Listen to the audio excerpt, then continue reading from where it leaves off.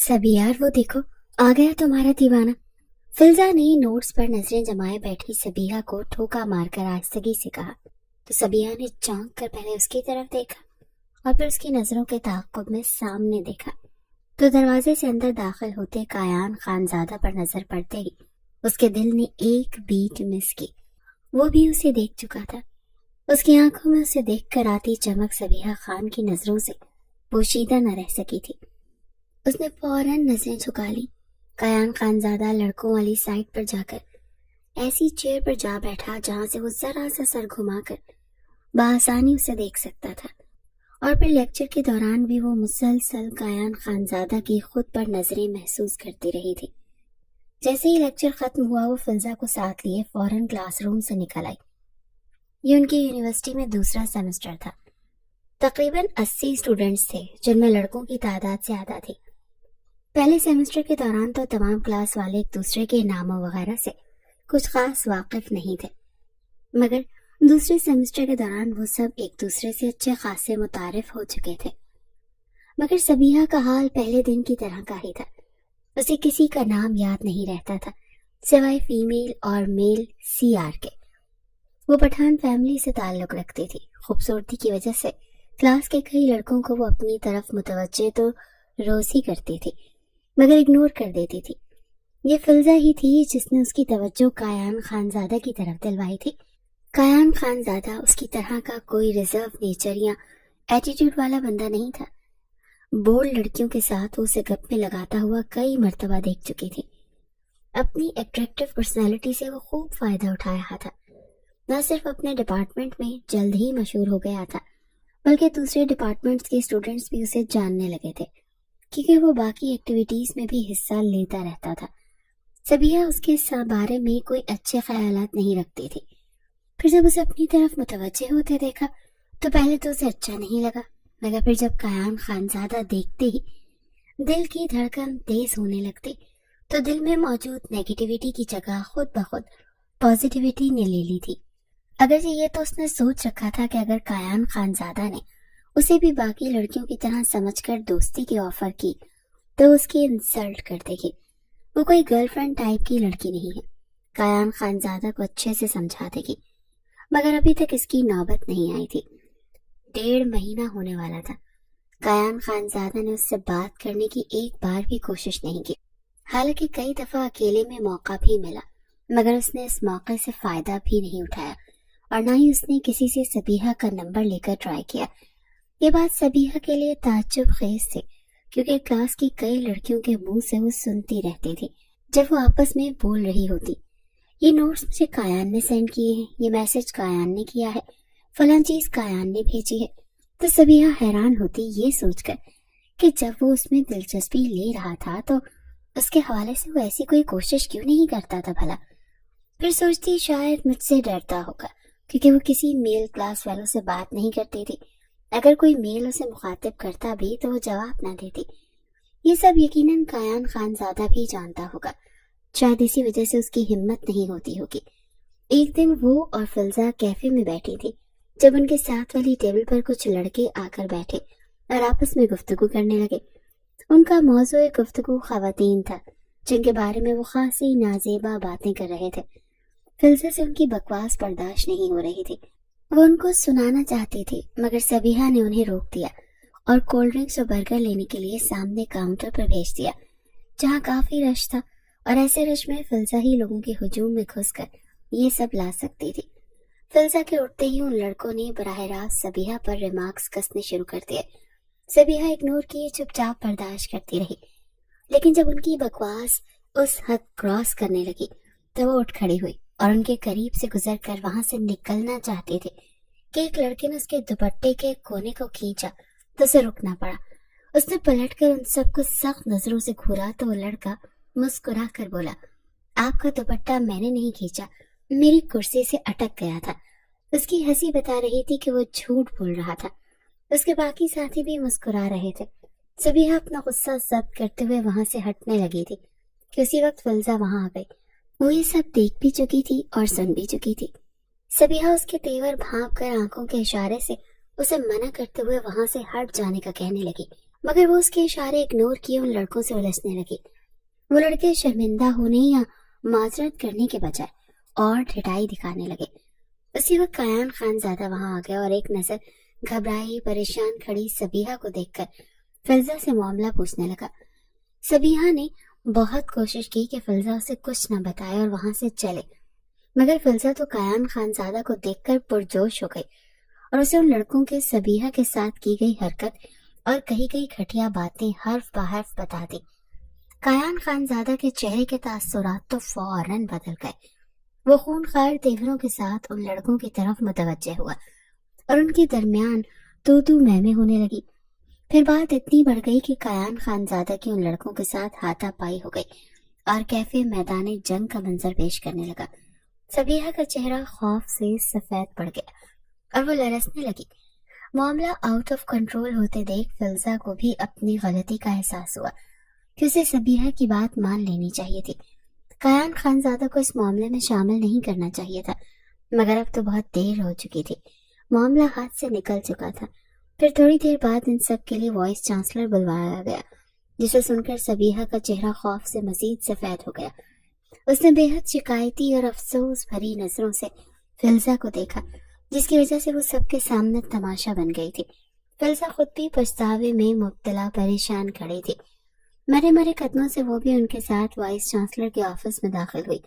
सारा मामला जानने के बाद चांसलर साहब ने कायान खानजादा और उन लड़कों को डांटने के बाद सख्त वार्निंग दी और साथ ही उसे और फिल्जा को भी डांटा कि लड़कों को आपस में लड़वाने के बजाय उनके पास आकर शिकायत क्यों न की। डांट खाकर जब वो वाइस चांसलर के ऑफिस से बाहर निकल रही थी, तब सबीहा की आंखों में आंसू थे। कायान खानजादा ने उसी वक्त उसकी तरफ देखा था और रोते देखकर कुछ बेचैन सा हो गया और कुछ सोचकर उसे तसल्ली देने के गर्ज से उसकी तरफ बढ़ा ही था कि उसी वक्त सबीहा ने भी उसकी तरफ देखा। उसकी निगाहों में गुस्सा था, अफसोस था। फिर वो तेज तेज कदमों से फौरन ही वहां से चली गई थी।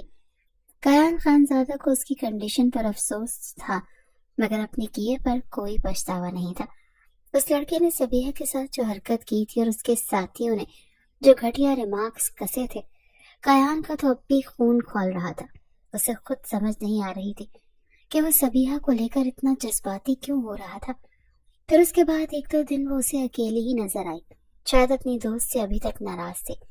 कायान का दिल किया कि उससे बात करे, मगर फिर ये सोचकर खुद को रोक लिया कि जो अपनी बेस्ट फ्रेंड से नाराज थी तो भला उससे आराम से थोड़ी ना बात करती। चंद दिन बाद कायान ने उसे फिर से उसकी दोस्त फिल्जा के साथ देखा। शायद उसने अपनी नाराजगी खत्म कर दी थी। फिर दूसरे सेमेस्टर के एग्जाम्स शुरू हुए तो सबकी तवज्जो उसकी तरफ हो गई।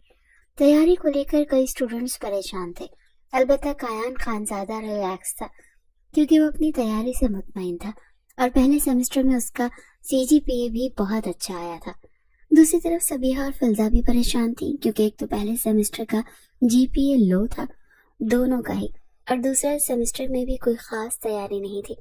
पेपर वाले दिन इत्तेफाक़ी तौर पर उसकी सीट कायान खानजादा के बिल्कुल पीछे आ गई थी। फिर जब पेपर आया तो सबीहा का दिल किया कि रोना शुरू कर दे, क्योंकि कुछ सवाल आउट ऑफ सिलेबस थे और कुछ इंतहाई मुश्किल।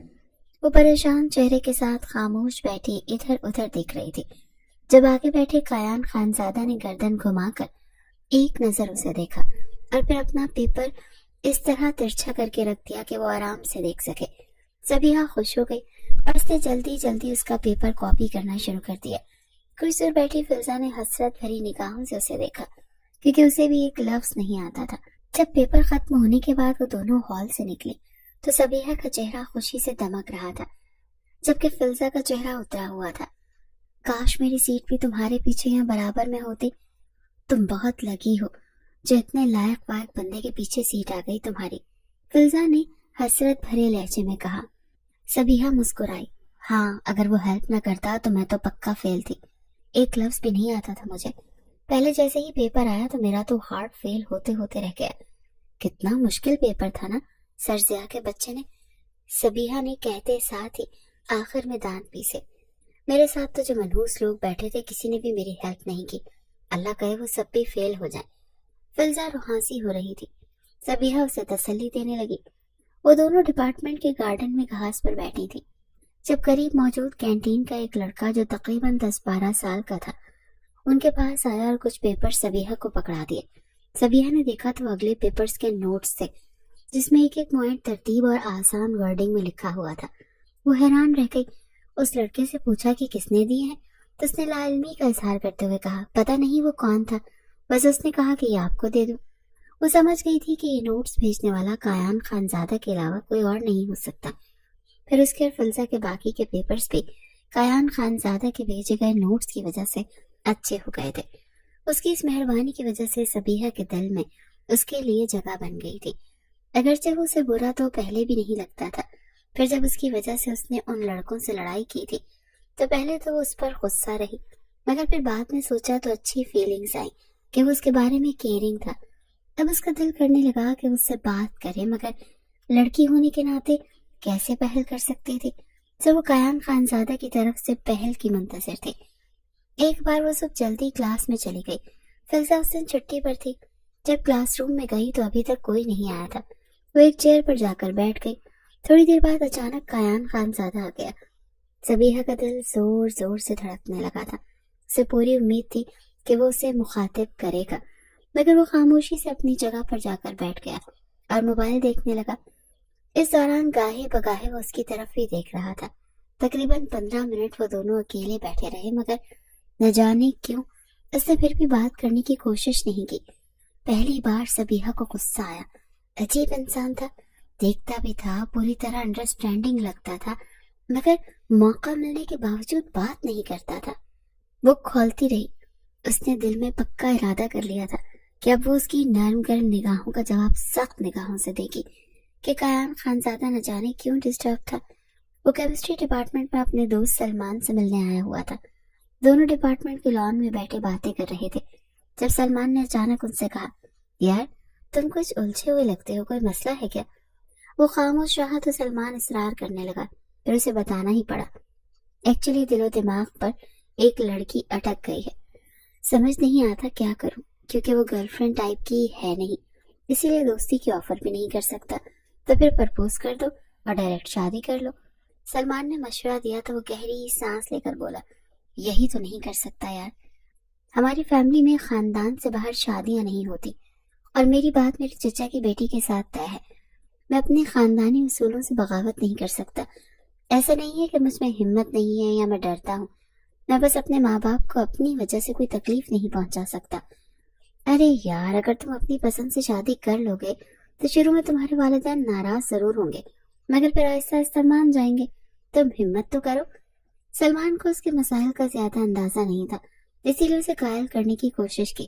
جواب میں کایان خانزادہ نے ابرو اچکا کر اسے دیکھا اور کہنے لگا تمہارے ایسے معاملات میں اتنی مشکلات پیش نہیں آتی ہوں گی، لیکن ہمارے ہاں قوانین بہت سخت ہیں، اصولوں کی خلاف ورزی کرنے والے کا پورا قبیلہ بائیکاٹ کر دیتا ہے۔ میرے ایسے کسی اقدام کے نتائج میرے والدین کو بھگتنے پڑ سکتے ہیں، اسی لیے میں ایسا کوئی قدم نہیں اٹھا سکتا یار، تو پھر میرے بھائی اس کا خیال اپنے دماغ سے نکال دو۔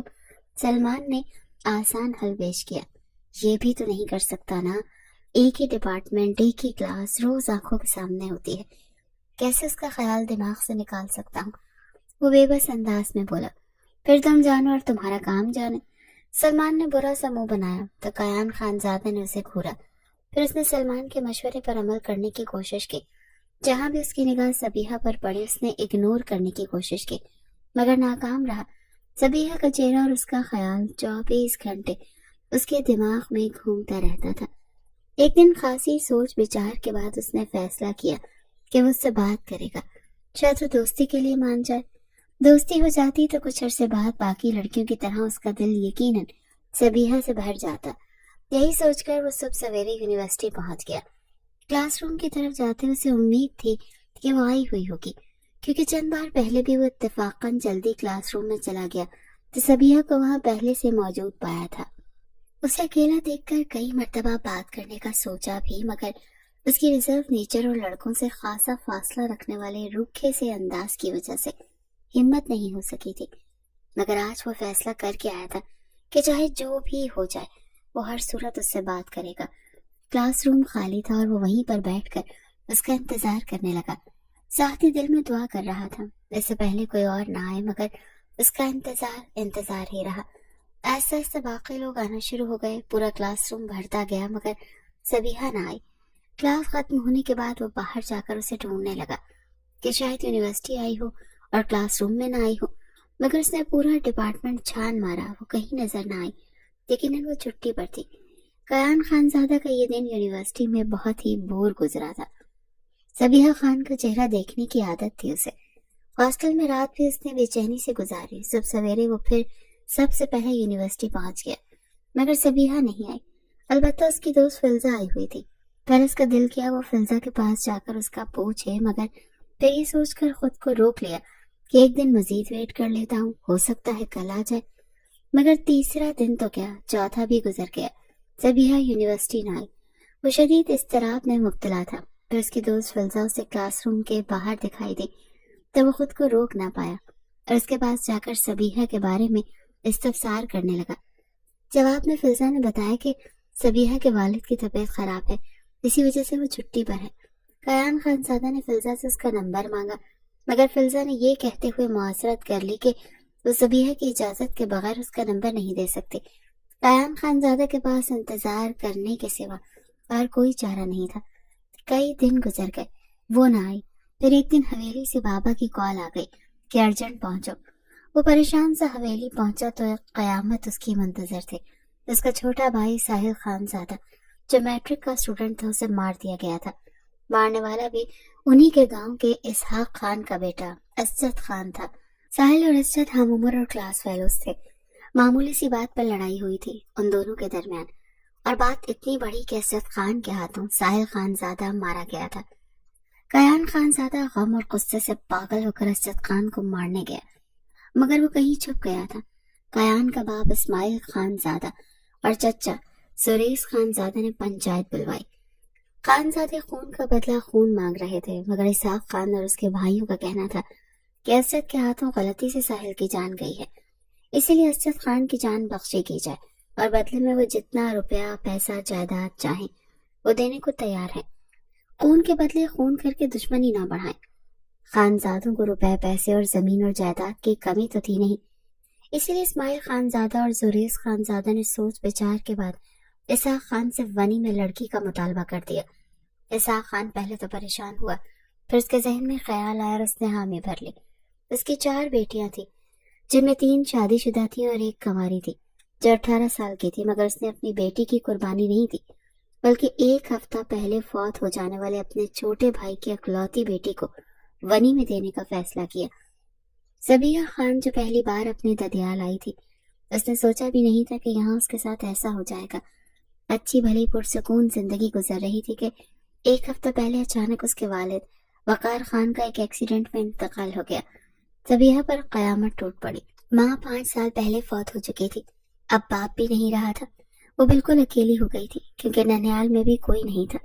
اس کے ددیال والے جنہوں نے غیر خاندان سے پسند کی شادی کرنے پر اس کے باپ کا 24 سال سے بائیکاٹ کر رکھا تھا، اس کی موت کی خبر سن کر لاش وصول کرنے جا پہنچے تھے۔ سبیحہ باپ کی لاش ان کے حوالے کرنے پر تیار نہ تھی۔ جن لوگوں نے اس کی زندگی میں اس سے تعلق نہیں رکھا تھا، اب اس کی موت کے بعد کیوں اس کے حقدار بنے بیٹھے تھے، مگر اس کا احتجاج بیکار کیا۔ اس کے چچا لوگ زبردستی ڈیڈ باڈی گاؤں لے آئے تھے، مجبوراً سبیحہ کو بھی ساتھ آنا پڑا۔ لیکن یہاں آنے کے 3 دن بعد جب اسے واپس جانا چاہا تو اس کے چچا لوگوں نے مخالفت کی اور کہا کہ اب سے تم یہیں رہو گی، ہمارے خاندان کی لڑکیاں کالجز یونیورسٹیز میں نہیں پڑھتی۔ سبیحہ جو باپ کی موت کی وجہ سے پہلے ہی صدمے میں تھی، اپنے چچا لوگوں کے ظلم پر ششدر رہ گئی۔ پھر اس نے بھرپور احتجاج کر کے حویلی سے نکلنے کی کوشش کی تو اسے نہ صرف ایک کمرے میں بند کر دیا گیا بلکہ اس پر ہاتھ بھی اٹھایا گیا۔ 4 دن سے وہ کمرے میں قید نڈھال حالت میں بیڈ پر لیٹی ہوئی تھی جب اس کی بڑی چچی تیزی سے کمرے میں داخل ہوئی اور فوراً اٹھنے کا حکم دیا۔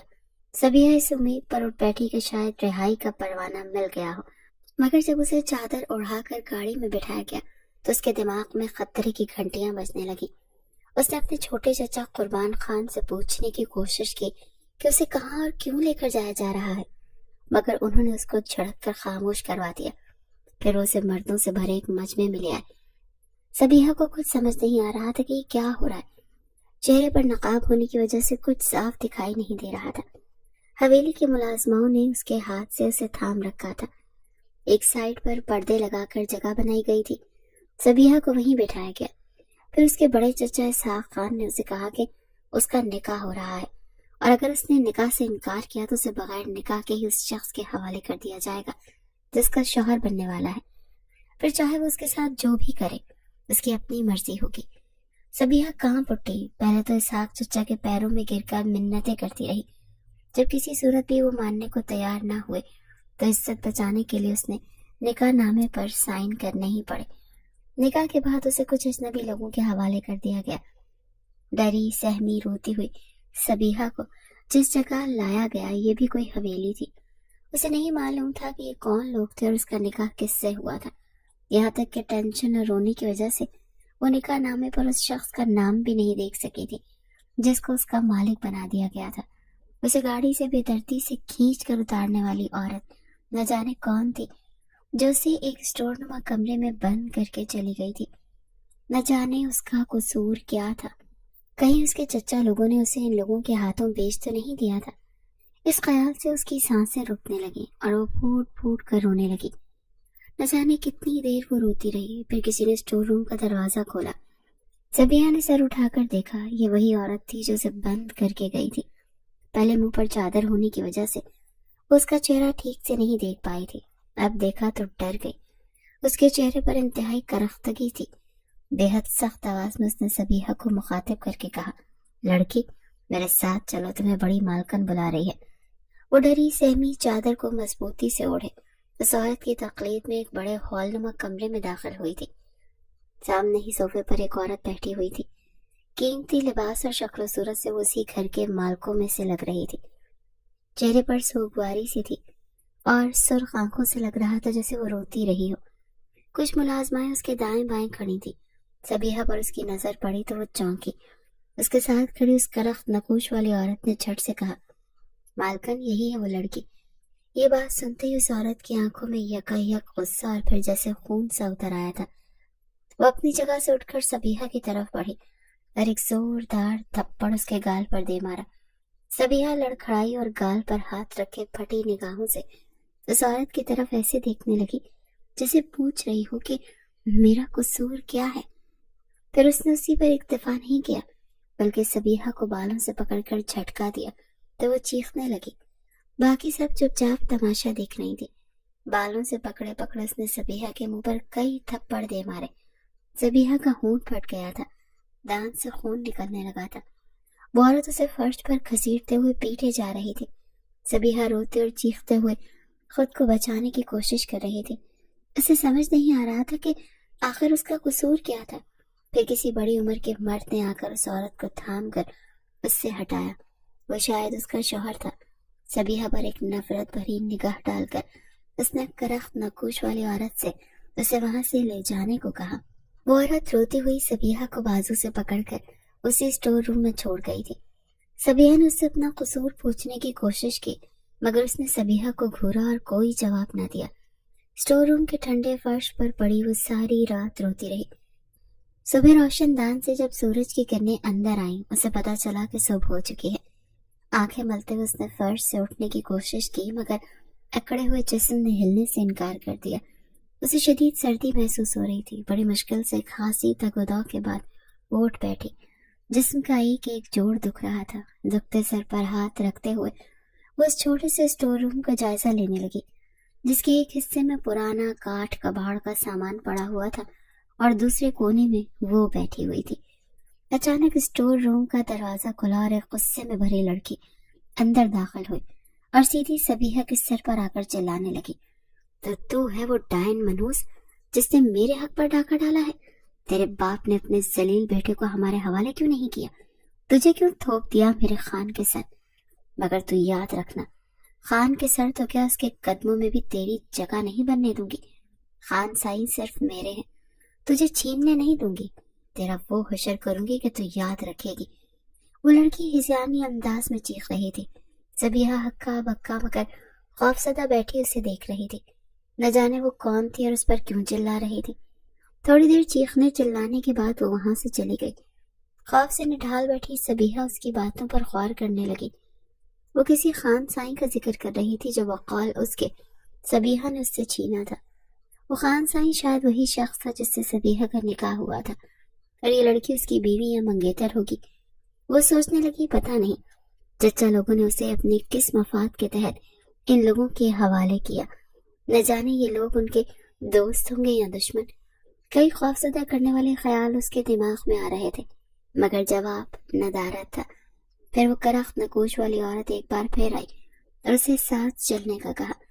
سبیحہ کا دل خوف سے دھڑک رہا تھا کہ کہیں پھر وہ اسے اسی عورت کے پاس نہ لے جائیں جس نے رات اسے مارا تھا، مگر شکر تھا کہ ایسا کچھ نہیں ہوا۔ وہ عورت اسے کچن میں لے آئی اور برتنوں کا ایک ڈھیر اس کے حوالے کر کے دھونے کا کہا۔ پھر سارا دن وہ ایک کے بعد دوسرا کام اس سے کرواتی رہی اور سبیحہ ذہن میں کئی سوالات لیے چپ چاپ کرتی رہی۔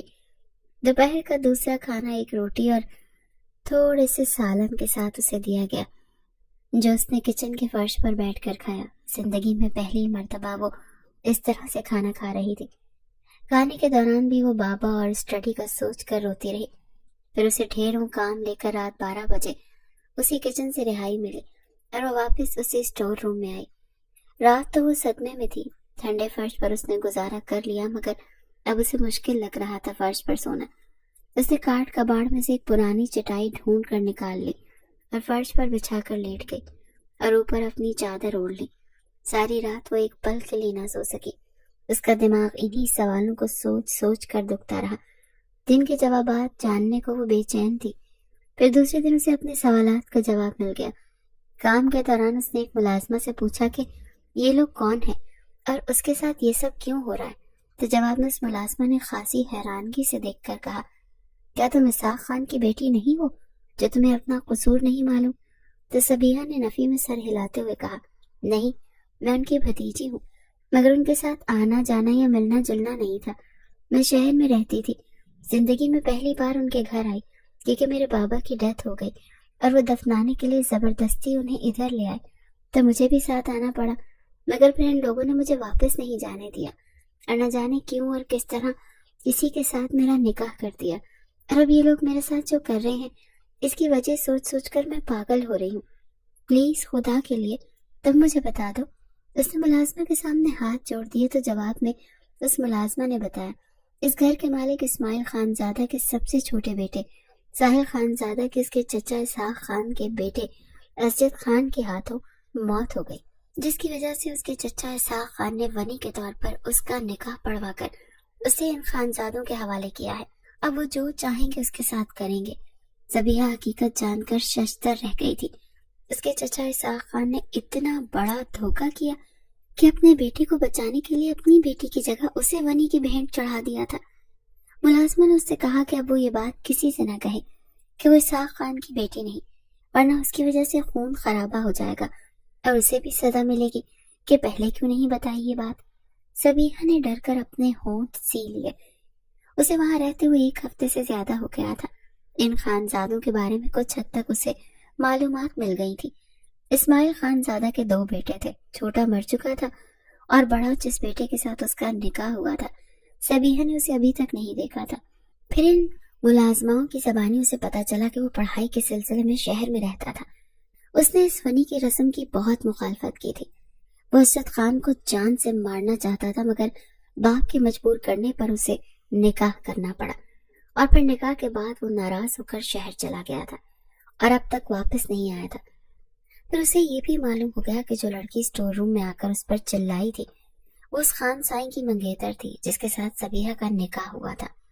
پھر اس کی منگیتر رمشا کا سبیحہ کے ساتھ کئی بار سامنا ہوا اور ہر بار اس نے سبیحہ کو خوب برا بھلا کہا اور جواب میں وہ چپ رہی۔ بڑی مالکن یعنی اسماعیل خان زادہ کی بیوی شہلا خان زادہ سبیحہ کو نفرت بھری نگاہوں سے گھورتی تھی۔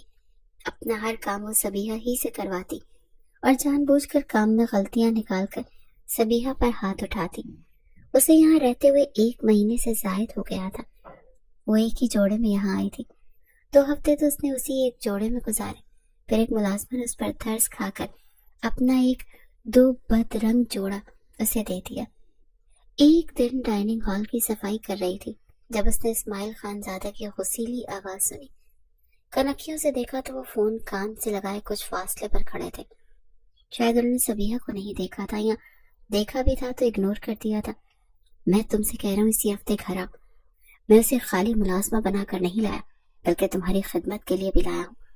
तुमने उसे इस्तेमाल करना है, वो भी टिश्यू पेपर की तरह। सबिहा का जिस्म कांपने लगा। वो समझ गई थी कि इस्माइल खानजादा किसकी बात कर रहा था। वो दिल ही दिल में दुआ करने लगी कि वो शख्स ना आए। फिर से मुलाजमाओं की आपस में सरखोशियों से पता चला कि बाप और बेटे में अनबन चल रही है। बाप उसे घर बुला रहा है और बेटा नहीं आ रहा। सबिहा भी यही दुआ मांगती रही कि वो ना आए। इस्माइल खानजादा के टिश्यू पेपर वाले अल्फाज याद करके उसका रुआ रुआ कांप उठता था। न जाने वो शख्स कैसा था, अपने माँ बाप की तरह जालिम या उनसे भी बढ़कर। फिर एक दिन पता चला कि वो आ रहा है। सबिहा की सांस रुकने लगी। या अल्लाह, तो मुझे महफूज रखना उस शख्स से। वो शिद्दत से दिल में यही दुआ कर रही थी। फिर वो आ गया। सबिहा ने किचन के दरवाजे से छुपकर देखा तो साकित रह गई। वो कायान खानजादा था। कई पल वो बेयकीन खड़ी रही।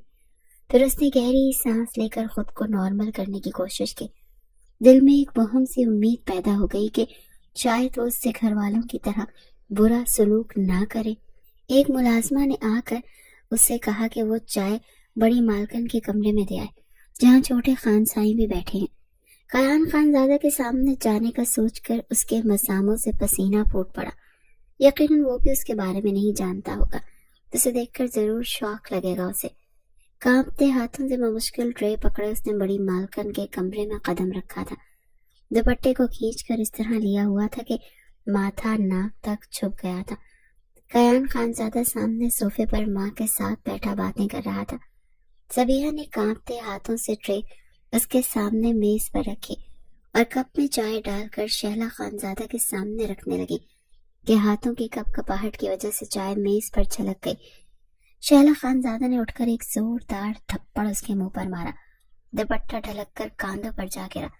सबिहा ने गाल पर हाथ रखे, डबडबाई निगाहों से पहले शहला खानजादा और फिर कायान खानजादा की तरफ देखा।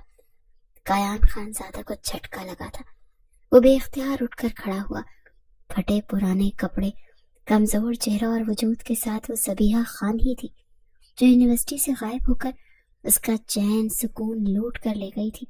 वो उसके घर में होगी? कायान खानजादा के तो वहमो गुमान में भी नहीं था। उसने बमुश्किल चेहरे के तासुरात कंट्रोल करके माँ से उसके बारे में पूछा तो शहला खानजादा ने नफरत भरे अंदाज में बताया कि वो ही बनी में आई हुई लड़की है। कायान शस्तर रह गया। फिर रात को माँ और बाप दोनों ने उसे हुक्म दिया कि वो उस लड़की को अपने कमरे में रखे, लेकिन वो उसके बच्चे की माँ न बनने पाए। ये हक सिर्फ रमशा का होगा। सबिहा को जब रात को कायान खानजादा के कमरे में भेजा गया तो वो डर और खौफ के बावजूद उसे उम्मीद थी कि कायान उसके साथ बुरा सलूक नहीं करेगा, मगर कायान खानजादा की निगाहों में अजनबियत और दुरुस्तगी देख उसके पैरों तले से जमीन निकल गई थी। उसने सबिहा से खुश्क लहजे में कहा, अच्छा तो तुम हो उस बुज़दिल इसहाक खान की बेटी जिसने बेटे को बचाने के लिए तुम्हें कुर्बान कर दिया। पहली बार वो उससे मुखातिब था। सबिहा खौफ से धड़ धड़ करते दिल के साथ खामोश रही। कायान खानजादा ने खामोशी से नाइट बल्ब ऑन किया और साकित खड़ी सबिहा को अपने हिसार में लिया तो उसने आंखें फाड़कर कायान खानजादा की तरफ देखा। उसकी आंखों में क्या कुछ नहीं था, बेयकीनी, दुख, बेबसी, शिकायत। कायान खानजादा ने नजरें चुरा ली थी। फिर इसके बाद वो एक लफ्ज तक न बोला, न ही सबिहा के इल्तिजाई और आंसुओं को अहमियत दी। सबकी अजान के साथ उसकी सिसकियां थमी। उसने गर्दन घुमाकर बेड पर सोए कायान खानजादा की तरफ देखा, जिसने मतलब निकल जाने के बाद उसे कारपेट पर सोने को कहा था। यानी उसके नजदीक वो इस काबिल न थी कि वो उसे अपने बेड पर सोने देता। वो उसके लाडले भाई के मुजरिमों के खानदान में से थी, किसी किस्म की रियायत की हकदार नहीं थी। सब भी उसके लिए वैसी ही थी। अलबत्ता अब हवेली वालों के कामों के साथ साथ उसे कायान खानजादा की भी खिदमत करना थी। दिन को वो सारा दिन काम करती और रात को उसे कायान खानजादा के कमरे में आकर सोना पड़ता। एक बार के बाद वो दोबारा उसके नजदीक न आया और ना ही वो उससे मुखातिब हुआ। सबिहा ने इस बात पर शुक्र पढ़ा था। न जाने वो कितने दिनों की छुट्टी पर आया हुआ था।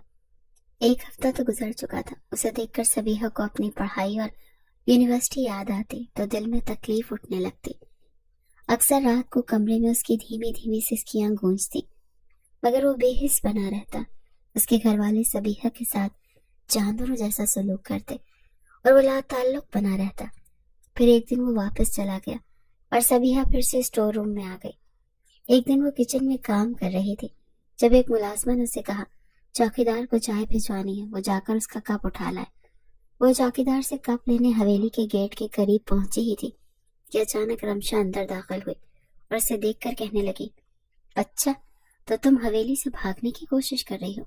और साथ ही उसने सबीहा को बालों से पकड़ लिया और खींचते हुए शैला खानजादा के पास ले आई। सबीहा रोती रही, कस्में खाती रही, मगर शैला खानजादा ने उस पर रहम न किया। जिस वक्त वो और रमशा उसे मार रही थी, उसी वक्त अचानक कायान खानजादा भी ऊपर से आ गया, मगर उसने अपनी मां रमशा को ना रोका। सिर्फ एक नजर मार खाती सबीहा पर डालकर वहां से चला गया था। रात को अपना जख्मी वजूद लेकर जब उसके कमरे में गई तो कायान खानजादा ने सिर्फ एक नजर उसकी तरफ देखकर चेहरा फेर लिया। सबीहा का दिल किरची किरची हो रहा था। कायान खानजादा ने उसे अपने पास बुलाया तो वो मरे मरे कदमों से उसके करीब गई। उसके जख्मी वजूद से वो किसी खिलौने की तरह खेलता रहा और फिर सो गया। सुबह बुखार में मुब्तला कारपेट पर अपना दुपट्टा ओढ़े सर्दी से गठड़ी बने कांप रही थी। कायान खानजादा की नजर पड़ी तो उसकी तरफ बढ़ा, मगर फिर लब भींच कर खुद को रोक लिया और दुरुस्त लहजे में आवाज देकर कहा, उठो, और नाश्ता लाने को कहा। फिर वो हर हफ्ते छुट्टी पर आने लगा था। जुम्मे को आता और इतवार की शाम को चला जाता।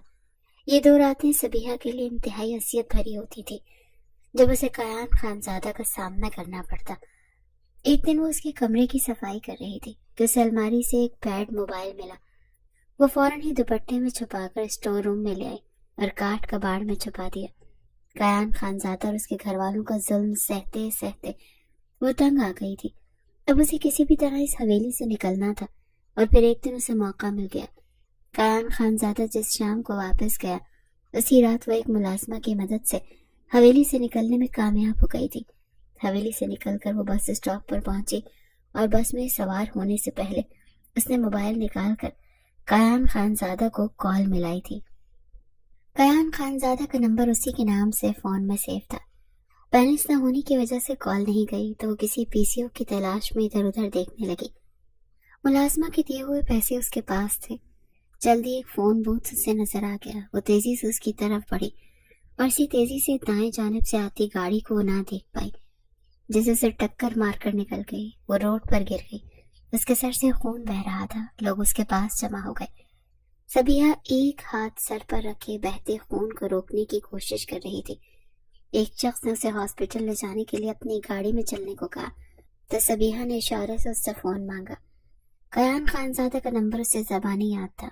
उसने कॉल मिलाई तो पहली बेल पर ही रिसीव हो गई। कायान खानजादा सबीहा की आवाज सुनकर हैरान रह गया, जिसे कह रही थी कि मुझे मुबारकबाद दो, मैं तुम्हारे और तुम्हारे घर वालों के जुल्म से आजाद हो गई। मेरी आखिरी सांसें चल रही हैं। कायान खानजादा पहले तो मुश्तइल होकर उस पर गर्जा कि उसके पास फोन कहाँ से आया और वो भागी कैसे। फिर उसकी रुक कर आती गहरी सांसों की आवाज से यकदम उसका दिल परेशान होने लगा था। दूसरी तरफ से कॉल कट हो चुकी थी। वो उसी नंबर पर कॉल मिलाने लगा मगर रिसीव नहीं हुई। फिर दूसरी और तीसरी बार जब मिलाई तो रिसीव हो गई। मर्दाना आवाज सुनकर उसके माथे पर बल पड़ने लगे। कौन हो तुम? मेरी बीवी ने अभी इसी नंबर से मुझे। अभी उसकी बात मुकम्मल नहीं हुई थी जब दूसरी तरफ किसी ने तेजी से कहा, सर ये खातून बेहोश हो चुकी हैं, इनके सर से बहुत खून बह रहा है, इनकी जिंदगी खतरे में है, मैंने हॉस्पिटल लेकर जा रहा हूँ। कायान खानजादा को लगा कि वो सांस नहीं ले पाएगा। मुझे लोकेशन सेंड करो, उसने चिल्ला कर कहा और गाड़ी की तरफ भागा था। आधे घंटे बाद वो आईसीयू में लेटी सबीहा को शीशे की दीवार से खड़ा देख रहा था। डॉक्टर्स का कहना था कि इसके सर पर गहरी चोट लगी थी, जिसकी वजह से बहुत खून बह गया था और कोमा में जाने का खतरा था। सबीहा खान, जिस पर पहली नजर में ही वो दिल हार बैठा था, उसकी वजह से इस हाल में थी। और फिर वही हुआ जिसका खतरा था, वो कोमा में चली गई थी। दूसरी तरफ खानजादों की हवेली में उसके भागने पर हंगामा मच गया। इस्माइल खानजादा और जुरेज खानजादा اسحاق خان کی حویلی میں جا کر شور مچا رہے تھے اور لڑکی کی واپسی کا مطالبہ کر رہے تھے۔ جواب میں اسحاق خان اور اس کے بھائی مکمل لا علمی کا اظہار کر رہے تھے۔ قیان کو پتہ چلا تو اس نے باپ کو فون کر کے کہا کہ صبیحہ اس کے ساتھ ہے۔ وہ خود اسے حویلی سے لے کر گیا تھا۔ اسماعیل خانزادہ یہ سن کر بھڑک اٹھا اور قیان کو بے نقط سنائی کہ ہم اسے نوکرانی بنا کر حویلی اور تمہاری خدمت کے لیے لائے تھے، نہ کہ اس لیے کہ تم اسے دل لگا بیٹھو اور اسے اپنے ساتھ لے جاؤ۔ جواب میں قیان نے انہیں اس کے کوما میں جانے کا بتایا تو وہ خاموش ہو گئے۔ دوسری طرف فلزہ صبیحہ کو ڈھونڈتے ہوئے اسحاق خان کی حویلی میں آئی تو خوش قسمتی سے اس کی ملاقات صبیحہ کی پھپھی کی بیٹی ہمنہ سے ہو گئی۔ ہمنہ کو صبیحہ سے ہمدردی تھی۔ اس نے فلزہ کو سب کچھ بتا دیا تھا اور ساتھ ہی کہا کہ وہ جلد از جلد کسی کی نظروں میں آئے بنا یہاں سے چلی جائے ورنہ اس کے لیے مشکل ہو جائے گی۔ فلزہ کو جہاں ایک طرف صبیحہ کے ساتھ اتنا برا ہونے پر افسوس ہوا، وہاں دوسری طرف یہ خوشی بھی ہوئی کہ اس کا نکاح قیان خانزادہ سے ہوا۔ اس نے فوراً قیان خانزادہ کے دوست سے کانٹیکٹ کیا جس کا نمبر اس کے پاس تھا اور اس سے قیان خانزادہ کا نمبر لے کر اسے کال کر صبیحہ کو پوچھا تو جواب میں قیان نے اسے جو کچھ بتایا فلزہ کو شوق لگا۔ پھر کچھ دیر میں وہ ہاسپٹل میں تھی اور قیان کو ملامت کرتے ہوئے کہہ رہی تھی، تم اپنے بھائی کی موت کا بدلہ جس لڑکی سے لیتے رہے اس کا تمہارے بھائی کے مجرموں سے صرف نام کا رشتہ تھا۔ وہ اسحاق خان کی بیٹی نہیں بھتیجی تھی۔ 23 سالوں میں پہلی بار وہ ان لوگوں کے گھر گئی تھی، وہ بھی باپ کی لاش کے ساتھ، اور پھر وہاں قید کر لی گئی اور دھوکے سے ونی میں دے دی گئی۔ ظلم تو اس کے ساتھ ہوا، وہ بیچاری تو مفت میں ماری گئی۔ قیان خانزادہ کو حقیقت جان کر سخت دکھ ہوا۔ پھر وہ فلزہ کو اس کا خیال رکھنے کا کہہ کر حویلی چلا گیا اور وہاں جا کر باپ اور چچا کو ساری صورتحال سے آگاہ کیا۔ اسماعیل خانزادہ اور زریس خان اسحاق خان کے ساتھ اس دھوکے پر سخت مشتعل ہوئے اور ایک مرتبہ پھر پنچایت بلوائی گئی۔ اسحاق خان نے ہمارے ساتھ دھوکہ کیا ہے، اپنی بیٹی کی جگہ ونی میں اپنے اس بھائی کی بیٹی دے دی جس کے ساتھ 24 سالوں سے کوئی واسطہ یا تعلق ہی نہیں تھا۔ اسحاق خان گھگیا رہا تھا، معافی مانگ رہا تھا کیونکہ اسماعیل خانزادہ اور زریس خانزادہ اب نیا مطالبہ کر رہے تھے کہ وہ اپنی بیٹی اب زریس خانزادہ کے بیٹے احتشام خانزادہ کے نکاح میں دے۔ احتشام خانزادہ 40-45 سال کا شادی شدہ اور 6 بچوں کا باپ تھا۔ پنچایت بھی اسماعیل خانزادہ اور زریس خانزادہ کی حمایتی تھی۔ اسحاق خان پھنس گیا تھا، پھر آخر کار اسے یہ مطالبہ ماننا پڑا۔ اپنی سب سے چھوٹی بیٹی پلوشے کو احتشام خانزادہ کے نکاح میں دینا پڑا۔ جتنی زیادہ پلوشے رو رہی تھی اس سے کہیں زیادہ وہ خود رو رہا تھا۔ پھر جب پلوشے کو رخصت کیا تو کچھ دیر بعد خبر ملی کہ جس بیٹے کو بچانے کے لیے اس نے بیٹی قربان کی اسی بیٹے نے دل برداشتہ ہو کر زہر کھا لیا تھا۔ اسحاق خان تو ڈھہ گیا تھا۔ دوسری طرف اسماعیل خانزادہ نے قیان کو فون کر کے کہا کہ وہ اس لڑکی صبیحہ کو آزاد کر دے، اب وہ اس کی شادی رمشا سے کریں گے۔ قیان باپ کے اس حکم پر پہلے تو دنگ رہ گیا، پھر بھڑک اٹھا اور ان کی بات ماننے سے صاف انکار کر دیا۔ جواب میں اسماعیل خانزادہ نے اسے حویلی میں قدم نہ رکھنے کو کہا۔ قیان کو اب کسی کی پرواہ نہیں تھی، وہ صرف اور صرف صبیحہ کی زندگی کی طرف لوٹنے کا منتظر تھا۔ جتنے دکھ جتنی تکلیف صبیحہ کو اس کے اور اس کے گھر والوں کی وجہ سے پہنچی تھی وہ ان سب کا مداوع کرنا چاہتا تھا۔ 1 مہینہ گزر چکا تھا، صبیحہ ایک زندہ لاش کی طرح بستر پر لیٹی ہوئی تھی۔ ساری رات وہ اس کا ہاتھ تھامے روتا اور اس سے باتیں کرتا رہتا اور بالآخر 3 مہینوں بعد ایک دن وہ زندگی کی طرف لوٹ آئی تھی۔ جب اس نے آنکھیں کھولی تو قیان کو خود سے لپٹ کر روتے دیکھا۔ پھر 1 مہینہ لگا اسے صبیحہ کی تمام اذیتوں کا مداوع کرنے اور اس کا اعتبار جیتنے میں۔ اسماعیل خانزادہ سمیت پوری برادری نے اس کا بائیکاٹ کر رکھا تھا، مگر اسے کسی کی پرواہ نہیں تھی۔ جس صبیحہ کو پانا اسے ناممکن خواب لگتا تھا، اسے قدرت نے اس طرح اس کی جھولی میں ڈال دے گی، ایسا تو اس نے کبھی سوچا بھی نہیں تھا۔ پھر ایک دن اسماعیل خانزادہ اس کے پاس آئے اور کہا کہ وہ اسے اور اس کی بیوی کے حویلی لے جانے کے لیے آئے ہیں۔ قیان اس معجزے پر حیران رہ گیا کہ وہ تو اپنے اصولوں اور رواجوں پر مر مٹنے والے انسان تھے، پھر اچانک کیسے مان گئے۔ پھر حویلی جا کر پتہ چلا کہ رمشا کسی کے ساتھ بھاگ گئی تھی۔ قیان دل ہی دل میں بہت خوش ہوا۔ رمشا کے بھاگنے نے حویلی کے دروازے صبیحہ کے لیے کھول دیے۔ صبیحہ حویلی آ کر گھبرائی ہوئی تھی، اسے اپنا گزارا گیا ایک تکلیف دہ پل یاد آ رہا تھا، جب شیلا خانزادہ نے اسے گلے لگایا اور اسماعیل خان زادہ نے اس کے سر پر ہاتھ رکھا۔ تب کافی دیر تک وہ بے یقین رہی تھی۔ کچھ عرصہ پہلے جو اس حویلی کی ملازمہ بن کر آ رہی تھی، اب وہ اس حویلی کی چھوٹی مالکن کہلائی جا رہی تھی، جو اس حویلی کو وارث دینے جا رہی تھی۔